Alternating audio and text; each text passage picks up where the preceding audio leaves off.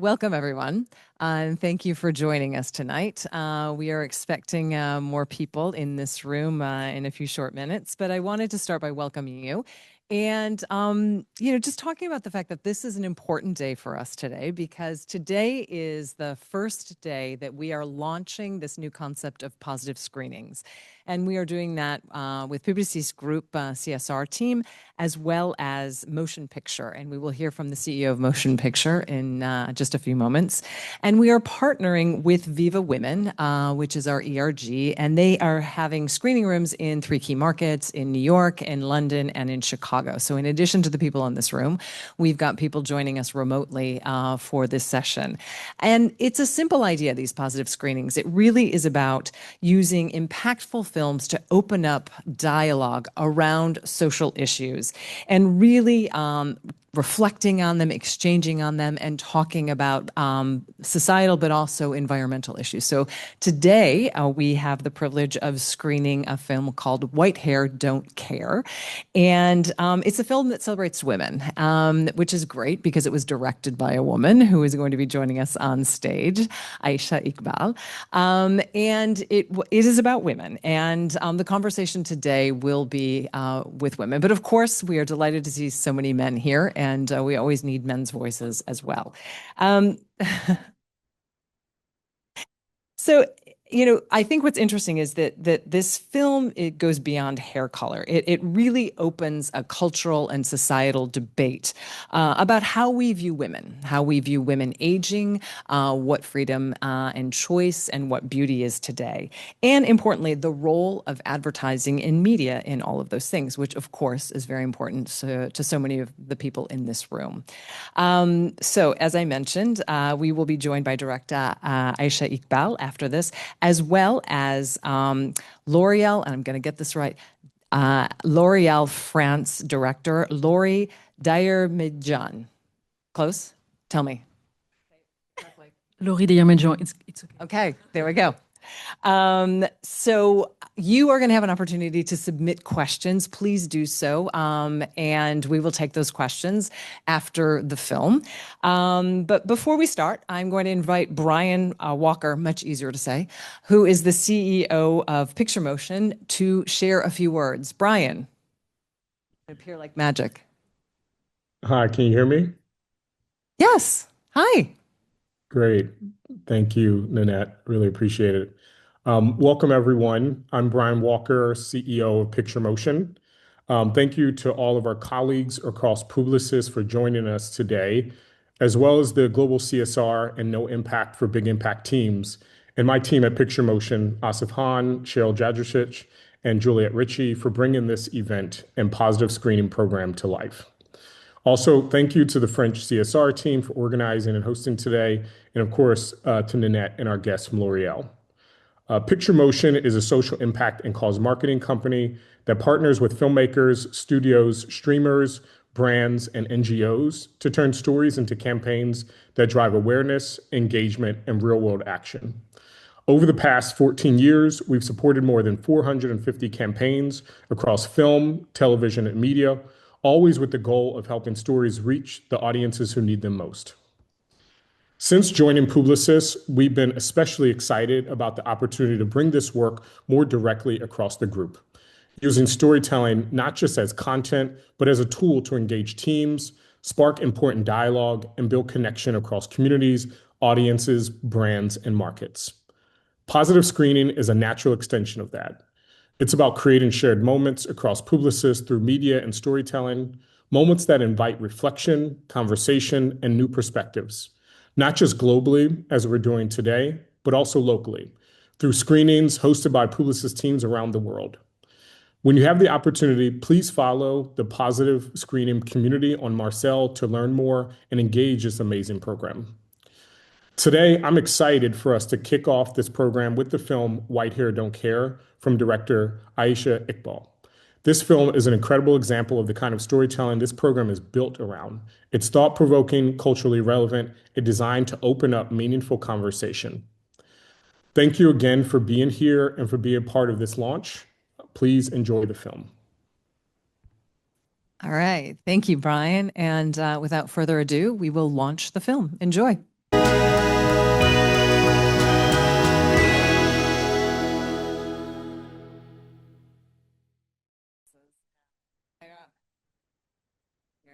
reading glasses. I need that. How about that? Well, thank you. And we were saying that the films. Oh, sorry. I think I have a loud enough voice. All right, we were saying that the film was so powerful it crashed the computer. So powerful indeed. So I'm going to start strong and ask you both the same question.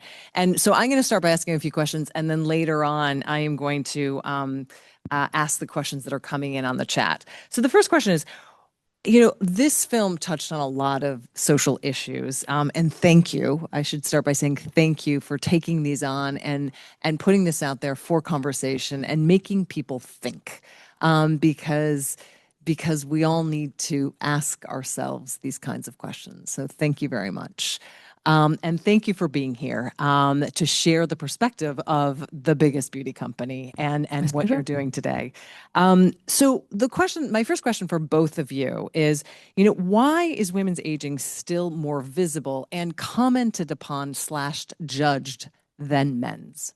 Right? We look at older men and we go like, oh, he's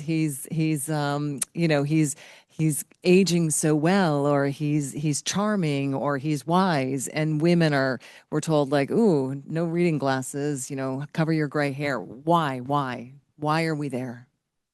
I'll go ahead and take that. Please. So it's such a great question to start this off with, because exactly why? And I believe it's because this narrative has been reinforced and commercially sustained for decades now. What the example that you just gave, it shows that aging for women is positioned as something to be managed, right? Whereas for men, it's seen from a perspective of character building. So I'm not sure if any of you, if in Europe experienced this, but a decade ago, there was a dad bod craze in America. And this was basically showing men with softer bodies who were new fathers. And it was positioning them as sex symbols, like, oh my God, look how attractive he is. Women love men with dad bods. And I was becoming a new mother at the same time. And again, on a magazine cover, you would have the story, dad bods are great. But then typically on another magazine or within the same magazine, you would see criticisms of women who either criticisms for not bouncing back from their pregnancy weight, or applauded for quickly getting their body right back to shape after pregnancies. So this dynamic, men versus women, and the physicality that they each experience as they age, it's a narrative that's been built and continues to be sustained. So now when we speak about it, we're like, oh, a man with salt and pepper, my God, how handsome is he? Whereas, George Clooney. But what we don't know about that is men who do look good, they manage themselves very, very well. They have the same upkeep that we may have, but we don't talk about that, right? We don't expect them to do that. So that's my perspective on it. So what's your perspective on this, and men investing in themselves? I have so many examples of men that are absolutely a fool with gray hair. So it would be my perspective, and so many great women and inspiring women that have gray hair or that color their hair as well, that are beautiful. So I guess from beauty industry representatives here today, I think the more important is how confident you feel and how you show it, and how you are happy to show your own personality. And it's what people see at some point. So it's what matters today. And I think it's what we need to discuss. Okay, great. And Aisha, you are not a filmmaker by trade, right? And yet you have just created this incredible film. Tell us, how were you inspired? How did this happen? Why? I think first and foremost, it was lived experience. I made the decision to stop coloring my hair. And I think I was surprised by the feedback I was getting from the world around me. I 100% expected negative feedback from my family, especially my mom, which I got. Bless her heart, she was just like, you're too beautiful and fresh-faced right now to let your hair go gray. I was like, I love you, Mom, thanks. But from the strangers around me, I remember going on a work trip to New York, young people stopping me on the street and in bars, men and female, men and women, and complimenting me on my hair. There was this young gentleman, I remember he asked me if I dyed my hair like this on purpose. He was like, "Oh, you're going for that Cruella de Vil look." I was like, "I like that. I'm going to keep it." But it was that feedback which made me then approach this out of curiosity. It started with a question. And the question was, why aren't more women doing this? And so I come from a marketing analytics background. I've spent almost 20 years in the advertising space. And so obviously, I wanted to start with some research. And I went to TikTok. So scared about going to TikTok with this, because in my head, I was just like, these young people are going to eat me alive. I spent 100 days posting videos and posts about myself, just living life, just talking about my journey. And the point of that was I wanted to listen to what the feedback would be, what the young people or just the audience on TikTok was saying. And I left that 100-day informal focus group with some pretty wonderful insights. One was what I shared in here, that the younger generation is just panicking. They're like, "Oh my God, I'm about to turn 30. My life is coming to an end. I'm no longer relevant." And that broke my heart. And it made me think, us older generations, we're doing a really poor job of showing them what resilience looks like. Because if we're too busy chasing, our own youthful days, what message are we giving to the younger generation? And then the second biggest insight was those young women who were looking forward to aging, it's because they saw those examples around them in their mothers and their sisters and their cousins and their older friend groups. They were excited. I got comments saying, "Oh, my mom went gray and she looks beautiful. I can't wait to go gray either." And so I walked away thinking, I'm like, hey, I've worked in advertising. I understand the power of imagery and visibility. I think what we need to do is just show more examples, which led me then to make the film, which in itself was a journey because, again, I'm not a filmmaker by trade. And so I had to test my way into this. I created a 3-minute proof of concept in 1 month, submitted it to film festivals because I just wanted to see, number one, am I a good storyteller in this medium? And then number two, is this a conversation that people are ready to have? And once I got that validation, I was like, cool, let's move forward with the bigger vision. Great. Well done. Thank you. And I love the insights, and they are pretty provocative in terms of young people feeling scared and if you don't see it, then how can you be it? How can you advance that way? Laura, I'd love to hear from you. I mean, you could look at that film and say, in some ways, the beauty industry is being critiqued. What's your first reaction to the documentary and thoughts behind it?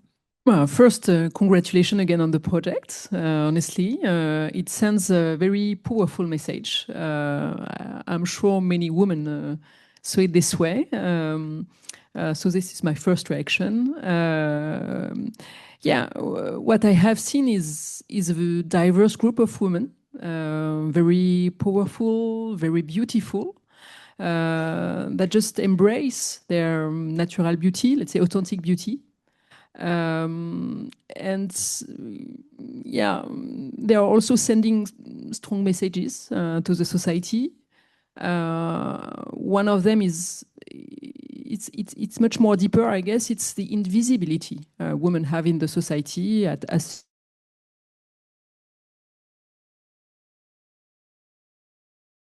it was wrong. We're back again. All right. So related to that, since you've made this film, I'm gonna ask you another question, Aisha, and then bounce back to this.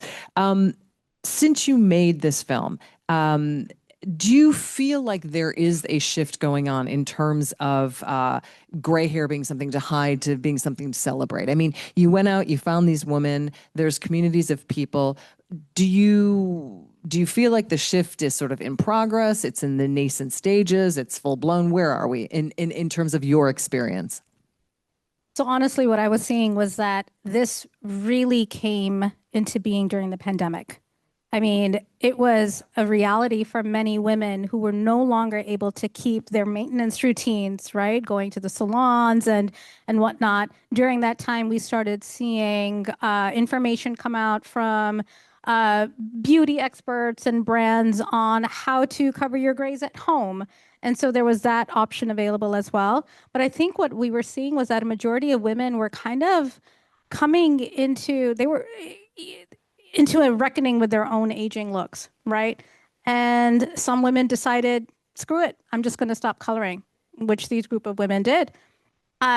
And so what started out as an individual effort to, okay, I'm going to try this out for myself, what social media enabled was community building around this. So as each individual, like these ladies, Claudia is the top influencer who I brought on. But once she said yes, all the other women said yes because they'd all been following her. They were all like fans of her. But it's just, that's what it did, because what I was hearing a lot was, Claudia helped me make this decision. Claudia helped me understand what my graying hair could look like, and so on and so forth. So social media really built the community around it. But we're still very much in the nascent stages because, again, just walking around here in Paris, I was probably one of 3 women on the street with my gray hair showing. And I don't know if the other 2 were French or if they were tourists, but there were a lot of women who were just blatantly staring at me, when I was walking around. So it's still, as Claudia mentioned, great curiosity. So there's a wonderful opportunity ahead of us to really push the beauty industry into this new era of beauty. All right. Well, speaking of which, I think I have a feeling that L'Oreal has already identified this. But let me ask you a question. In terms of, are you seeing that reflected in the hair color market? And if, in fact, sort of gray or white hair is taking off, is that considered a trend? And what, as the industry leader, do you think is the role of a company like L'Oreal in that space? So, sorry for your experience in Paris, I have to say. So some facts on this topic. So just half women today in France, so French women, are coloring their hair. Half women, so less than half women. And what we see is there is a drop of 8 points in the last 10 years. So less and less, 8 points, yes. So less and less women coloring. But let's be clear, I just don't want to see coloration as alienation. And I have to say it because to some points, the reason why women are coloring their hair is just exactly what your documentary is showing. They want to express something. They want to express a look, express the way they are, enhance something they want to say. So to some points, it's part of the process. And only 1 out of 5 women start coloring, start hair color because of grays. So this is very statements that I'm doing today. So if you still want to color, you can color and it's okay. And if you want to transition to grays, it's okay. And what we see on this specific topic on grays and white hair, it's still very minor topic for on hair color today, but strong mentions on the social networks. And what we see, there is 2 types of behavior around it. Almost 60% of the mentions are about I want to prevent and prevent the signs of aging, but do some gray camouflage, but have a more natural look. It's what they say about going to gray or transitioning to hair. And there is 30% of those women saying, I want to transition to gray. It's a statement I'm doing. And it's almost more than 3 million, something like this, engagement on social networks. So we see a trend. It's a clear shift, but it's still minor today in what we see on social network. All right, so small but growing. Yeah. Okay, all right. But both are interesting because what's important is women empowerment and how women want and feel. Yes, and I would say, as somebody who spent time working with L'Oreal, there's a vast array of products in terms of just related to hair color and expression that are out there. I mean, certainly, yes, there's you can color your hair white, but there's so many different options as a form of self-expression. Yeah, for sure. And perhaps on gray hair particularly, we are very happy. We just launched because I'm working for the professional product division. So everything starts, with consumer needs, concerns. And what I love about, the documentary here, what we see is to some point, those women are just say, I don't want to commit to hair color anymore. It's high maintenance. I have no time anymore because, by the way, I am working versus what we have shown in the 15. So to some point, they tell us, I don't want a uniform hair color. It's too boring. I want something more natural. And so that's why we adapt to this, because we are listening to women and not only creating some needs. And so we are listening, what do they need? And so, for example, we are launching with our pro partners a specific service which is called French blending that really blends gray hair in order to have a very natural look and to be able to have a multi-dimensional hair color effect. So you can transition to grays the way you want in a very personalized way. So it's also a way to adapt to what women need to feel better and to support empowerment. I love that everyone gets to transition their hair in their own way. It's great. The one thing I would like to add to that, I would love to see a world where young women aspire to have graying hair rather than us only focus on the use case of women getting tired of spending the time, money, and energy on coloring and then deciding to go gray. Because that means that they've had years of maintenance or this fix-it mindset. I would love to see an expanded definition of aspiration in this space, especially because the film, yes, the topic is gray hair and it's aging, but it's truly an exploration of the concept of choice. Because everything right now, a lot of the comments that I got on my social media, women would come at me saying, oh, I'm not doing this for anyone. I'm not doing this for society. I'm doing this for myself. And there were a few times I would dig into that and I would have the conversation. And I remember there was this one young lady who finally, when I got to the end of the conversation, she started off saying, I do this for myself. And then at the end of this conversation, she ended up saying, you know what? I actually color my hair because when I see my gray hairs, it reminds me of death. And I don't want to think about my death right now. I'm afraid of dying. And that's what it came down to. So it's choice as a construct. And I think that's why we're sitting here, because we understand the power that advertising and beauty hold in this space. It has taken decades for this anti-aging messaging to resonate so deeply now, where we truly believe these are choices that we're making. So I love the steps that L'Oreal has taken. I encourage you to do more, to go bolder, because we have decades worth of messaging that we have to kind of work with. And the language and the imagery that they used in the early days of advertising to get us to start coloring our hair, it wasn't subtle. It was really bold from what I showed in the film. Going after the things that we were super insecure about, our husbands, our jobs, our homes. And so I think this is a time for us to be equally bold in expanding the definition of aspiration and also expanding the choice sets that we as women have as we're aging. Well said.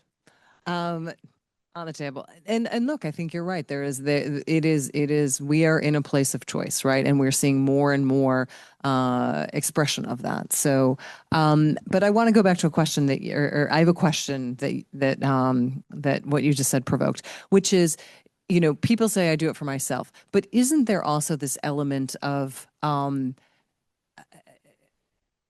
comfort in, it's always been this way. I've always had this hair. Like, why would I change it? It's who I am. And I'm uncomfortable looking a different way than I've always looked. Yes. Like, not so much society, but my own sort of like, I've gotten used to looking. It's why people develop a style and keep it well into their, later years. Absolutely. But I wonder, what that choice, what that inner voice would sound like if we lived in a world where we actually saw visible examples of women aging naturally and being so comfortable and confident in it. I wonder if our inner voice would change accordingly, that, because right now we see so many examples of women trying to retain that comfort level, right? With what they've always known, and they want to continue knowing that. It comes at a cost. It really does. Whether it's known or not to us, it comes at a cost. So I wonder what that inner voice would be saying to us if we lived in a different type of visibility than we do today. Yeah. So related to that, when you were talking to these women and the stories that they were telling you, was there something that stands out as surprising you the most in terms of, how they got there or the decisions that they made? Because earlier you said, people get to the point where they're like, fed up, I'm tired of doing this. But what was most surprising to you in their stories? So as you saw, I really tried to show a representative spectrum of women, different cultures, different backgrounds, different ages. And because I was trying to tease out kind of maybe different experiences or different stories, two things really stood out for me. The first was the consistency of their experiences, like the origin of why they decided to stop, and then their experiences after they stopped, and then the actual outcome once they went through that hard period. So the consistency in all of their experiences, it matched even mine. I'm sitting there talking to them. I was like, you too? And so it was pleasantly surprising. And then number two, the surprising thing was their realization of how much of it was actually not their choice. So once they stopped and they took a step back and they were able to kind of holistically explore and analyze their choice, their realization that the choice that they thought they were making was not actually their own. All right, that's interesting. So I want to go back to something that Aisha brought up earlier, which is this idea of representation of women over a certain age, let's say 50, which is the age where everybody comes invisible. So I'm going to disappear in a few seconds here. You are there. You are there. We see you. And so, what is your perspective around that? And what is, for example, L'Oreal doing around women who are aging? Because there's this idea of, do I keep maintaining to try and look like I looked when I was 30? Or, how are you addressing that? First, it's a big part of the population, and the population is going to age more and more. So we need to address it first in terms of our product. So and not only about product to help women feeling great, addressing her needs. This is the first point, what we deliver, I have to say. The second point is to do some choice on the representation of those women who is the advertising industry, a part of the game, and we are together in this game. And I have to say, I'm very proud of the job we are doing. Coming back to what you said, we have so many. We are not just signing faces. We are signing voices, and this is very key in what we do in the group, because we truly believe that beauty is essential. It's not superficial. It's linked to well-being of the people. It's linked to social connection as well. And so we are very proud to say that we signed Jane Fonda when she was 68. She is still there. Andy McNowell as well, Demi Moore, that you just have seen, I hope, in the streets of Paris, that is more than 60. So we are proud to show those voices. It's part of the representation, but also to be with those women for many years. So we signed them when sometimes they are young. For example, Eva Longoria was signed 20 years ago, something like this, and she's still there, and we are very happy to make the journey together. So for this representation in people's minds, and perhaps something I'm very proud to share, something I have done with some member of Publicis Media team that are in the room, particularly in France. We were very happy to do what we have called the Forbes 50 years old woman, well, 50 over 50. Thank you for helping me on this topic.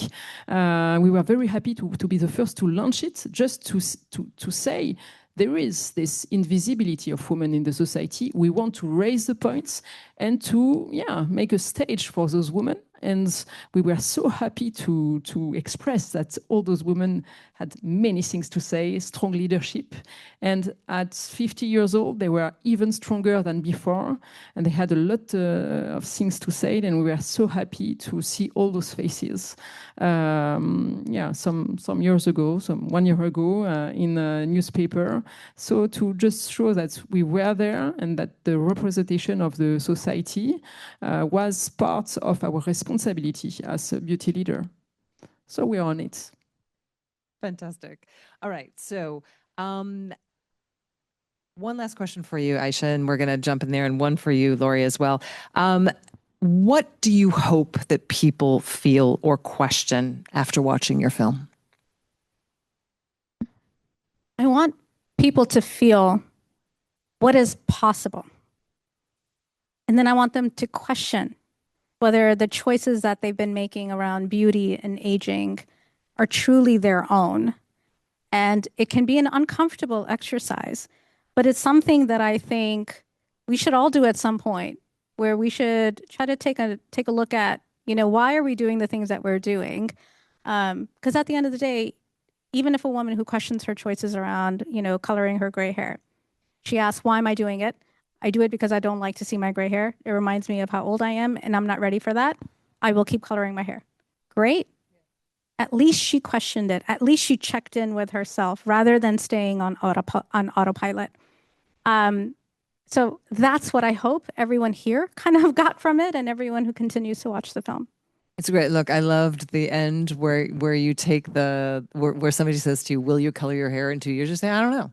But I love that. For me, was a great representation of, I will continue to ask the question and I will do what feels right to me.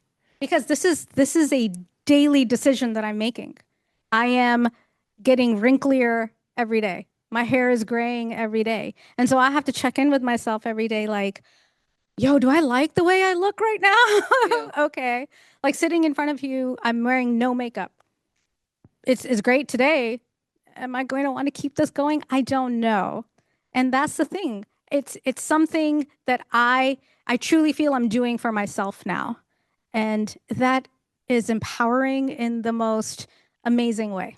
Yes. I'm delighted to hear. I can see sort of the positive energy radiating off you when you talk about it. It's great. Okay, one last question for you. In terms of, Lori, and you talked a lot about what L'Oréal is doing, but if you think about the category as a whole, what do you think the responsibility of redefining beauty norms, or should there be beauty norms?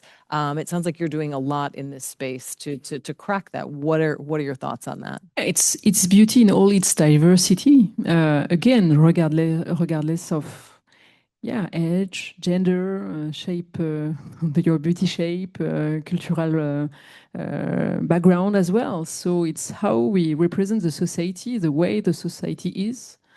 And I guess it's what we all need to do, even with our teams, with our family, not only when we are working, I have to say.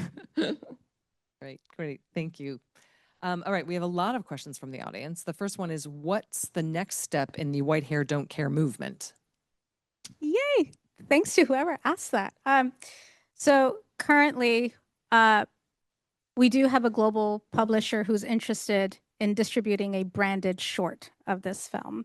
So we have an activation strategy tied to New York Fashion Week as an anchor in a cultural moment already devised.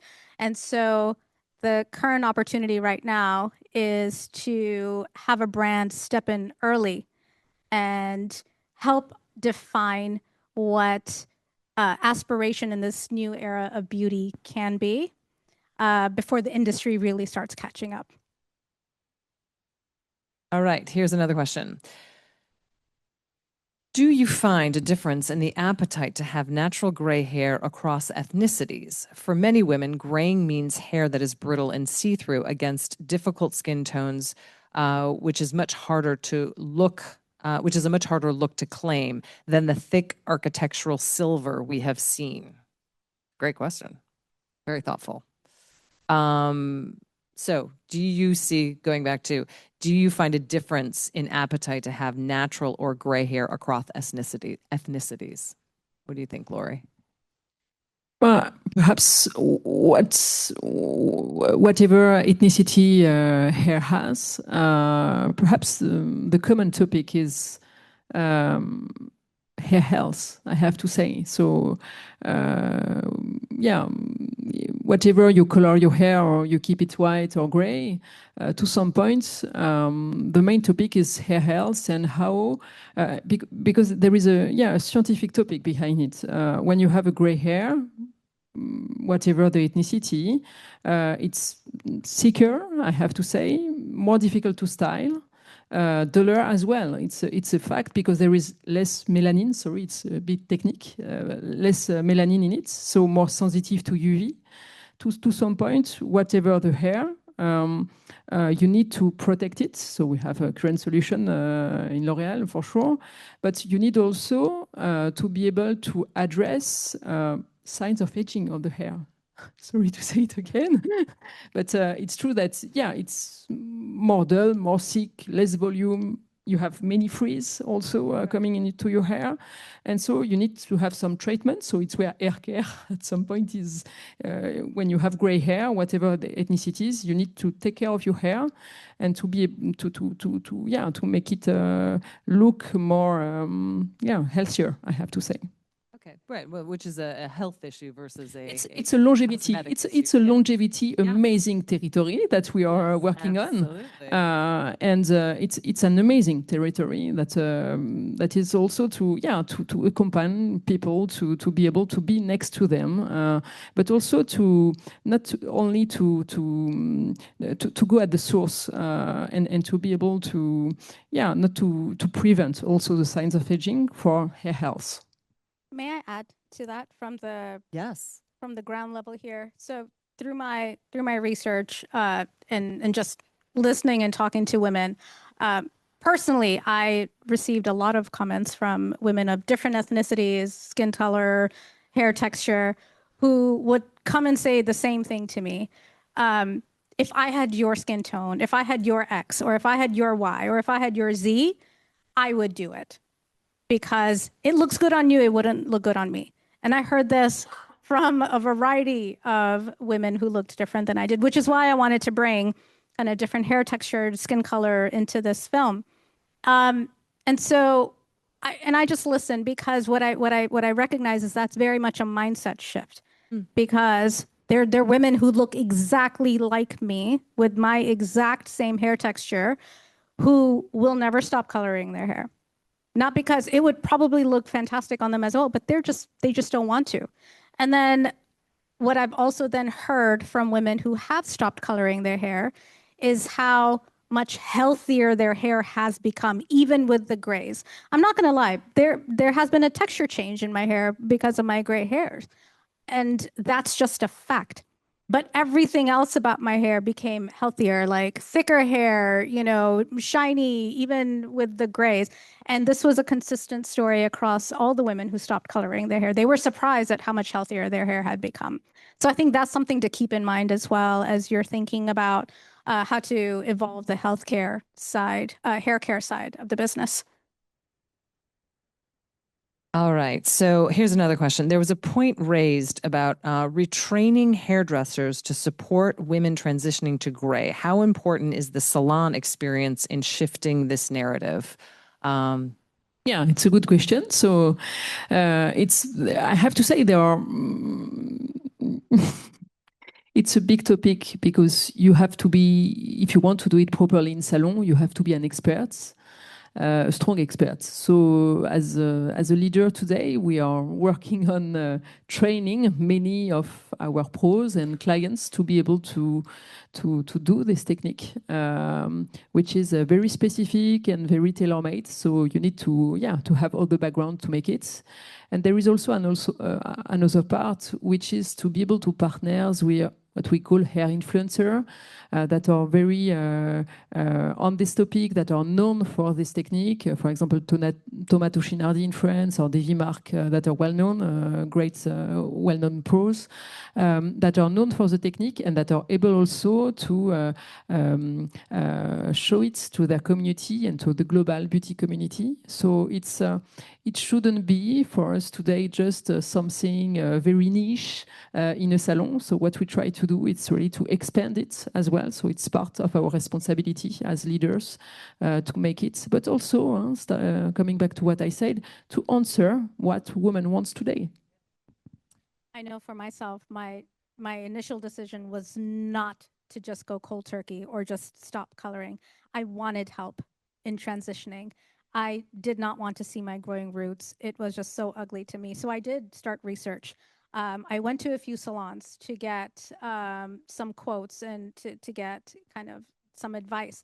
Every single salon was just like, oh my gosh, it would, for your hair, it would totally impact the health of it because we would have to strip all the color, then we would have to apply all these chemicals and this and that, and then the cost of it. And I said, okay, fine. That didn't stop me. I went on social media. I was just like, these women are getting these gray balayages at that time is what it was called. And so I found a salon in LA, this guy who specialized in it. I said, hey, I'm in San Francisco. A quick flight to LA wouldn't be a problem. But aside from the 10-hour process that he had, it was also going to cost me thousands of dollars to get it done. And I was depressed for a few days because while I was researching, I was dreaming about having this beautiful gray balayage that I could just grow into. But that's what led me to the decision of just stopping to color. But with retraining hairdressers and making salon experiences viable for women who want to transition into gray, I think that's going to help so many women actually feel beautiful during this process, because it truly is a very challenging first 6 to 12 months after this. And how do people find out about that? So to your point earlier, how do we create awareness around, if you want that, you should go to these salons? Visibility, advertising campaigns around it, probably a salon experience that you want to activate. I don't know, so many ideas. Yeah, if I may, it all starts with the expertise that you have. So it's, yeah, you just need to have the proper technique, proper product as well to make it in the safe environment to make it. So first we start this way and then we can expand. All right, here's a question. What advice or support can we offer to women, or I would add, or men, who may go gray at an earlier age, in their 20s, for instance? What do you think? I actually started graying in my 20s, and I truly did not care at that time. The people around me cared way more than I did. But I just continued on. It wasn't until my mid-30s when I had my early midlife crisis that I started coloring my hair, but I started graying, and it is difficult because from the audience commentary that I've heard on my social posts, there's so many women who said that I've started graying at 19, and some of them are like, I'll just keep going, and then others are just like, I'm so sick and tired of the feedback that I'm getting from people around them. So I feel like I hate to say that it's a mindset thing, but truly in our world today, it is an individual effort. And that is what I am posing to this room right now. Please help the individuals move it from being an individual effort to brand supported, media supported effort, so we can make it a comfortable environment for these young people to just continue living with their lives no matter how their hair has started to look. Comment? Otherwise, Yeah, self-empowerment. How do they feel? And after, we have many solutions to help them to feel better. All right. Amongst these questions, here is another one, which is, hold on one second.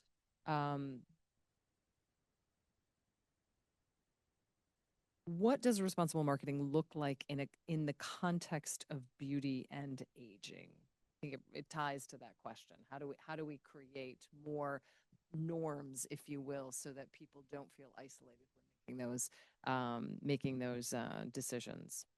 Anything to add? Representation of society, as I said. And to that point, what does meaningful representation look like beyond just casting a model with gray hair? What do you think? Beyond casting models with gray hair, what does representation look like? It's using the right words, because it's part of the process as well. Coming back to what we say, yeah, we need to empower women and men on this topic. So if they feel unleashed, they can make whatever beauty decision they want. So using right words, the power of image, sorry, but for me it's very important because you identify to someone or to some beauty standards. But I want to say there is no norm on this. So again, our ability to embrace many diverse beauty, whatever, again, the age, the gender, the cultural background is key. So yeah, words and representation. I absolutely agree about the language because you're right. We do need to start changing the language. And I know L'Oreal has started. I know there's that change from anti-aging to now pro-aging and longevity. Yeah. And that's great. I think that needs to be coupled with visual imagery. So yes, I think we do have to start with casting a gray-haired model. And I think what we need to do, and L'Oreal has done this too, you guys have worked extensively with gray-haired social media influencers. And I think that's fantastic. I think it starts there. And then it continues to, instead of putting this gray hair model on the very end of a line of women with the center point being a youthful looking, beautiful young woman, I think we start moving her up in the line. I think we start placing her in the center. I think we start placing more and more gray-haired women in everyday lives. Let's start breaking stereotypes. Gray-haired women are not just grandmothers. They're not just grocery shoppers. We're out here living our lives. We're out here making films. We're out here talking about, social impact and issues. So I think it's truly, and you're absolutely right, Lori, there is no norm around this right now. So let's start creating that. All right. On those fine words, and with all of that passion, I shall say thank you to both of you. Fantastic discussion. I'll be right back. I have to get my notes, otherwise I'm going to forget to thank somebody, and I don't want to do that. Of these. All right. Thank you. First of all, thank you to both of you for being here, for sharing your passion, for sharing your ideas, and for provoking the thinking, for creating new norms, or I don't want to say norms anymore, but for creating the possibilities for people to be who they want to be, and make those decisions with the questions that they pose to themselves. So thank you to both of you. Thank you for your work on this film. I would like to also thank the organizers, the CSR group, Eve and Marie Pacifique. I think it's about 2 a.m. for her now. So thank you for sticking with us. Picture Motion, Brian, Asif, and Cheryl. The RSE France with Caroline, Laurence, and Hajar. Tech, Theo in France, and the Marcel team. And thank you to the computer for coming back after you crashed. Thank you to our partners with Viva Women and all the markets that you are screening this, the Women's Forum, and thank you all for being here today. So I have a call to action here, which is to please follow the Positive Screening Marcel community, and take a minute to take our audience survey by scanning the QR code on your screen. And now I have the pleasure in inviting you to a cocktail next door, somewhere close in the vicinity, right around here. So thank you all for joining us, and thank you again.